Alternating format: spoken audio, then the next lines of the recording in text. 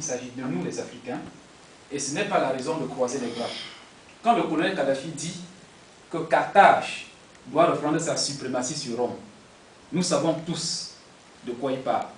En Occident, il est interdit même de tenir un discours juste au sujet des Africains, même si ceux-ci ont inventé le médicament le plus recherché en Europe. Personne ne leur dira merci. Rappelez-vous quand le collectif des intellectuels africains en France a édité le livre, entre guillemets, l'Afrique répond à Sarkozy.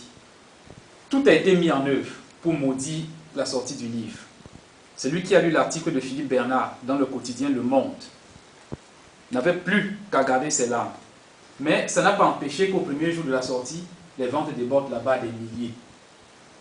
Pour une quelconque situation de l'Afrique et de sa pauvreté, nous sommes tous des Africains, nous sommes nés là-bas et nous sortons de là. Donc, la seule chose qui peut en fait faire débat, c'est plus l'orientation des évolutions sur ce continent que le développement lui-même. Et si c'est même le cas, la question du développement du continent et même de sa démocratisation se posera en termes de conjoncturel et de structurel. De toutes les manières, nous avons aussi besoin, nous, notre réinsertion dans le processus de développement du continent, des États forts, des États-nations et des États au service de la société. C'est Machiavel qui formule les principes de la nouvelle pensée politique avec plus de rigueur. Il dit « Seul un État fort à l'intérieur comme à l'extérieur peut donner à ses citoyens ce que ceux-ci regardent légitimement comme leurs droits fondamentaux, la sécurité de leur vie, de leur bonheur, de leur fortune. » Machiavel veut une société morale, c'est-à-dire où règne la confiance mutuelle, à l'abri d'un pouvoir respectueux des membres de la société. C'est vrai que l'auteur de Le Prince conseille contradictoirement aux fondateurs l'emploi de tous les moyens, même les plus immoraux.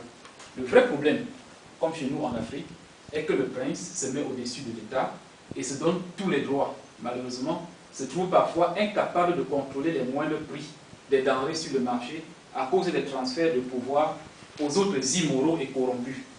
C'est ainsi qu'ensemble, le prince et ses sujets ruineront l'État, alors que cet État tire sa puissance d'une société dont le principe repose sur la satisfaction de, entre guillemets, l'être de besoin et de désir. C'est Hobbes qui exprime cette idée avec force en disant, entre guillemets, seul un État tout-puissant protégera les membres de la société contre la démesure de leur désir inné de gloire et de richesse qui, sans contrôle, déchaînera la lutte de tous contre tous. On ferme les guillemets.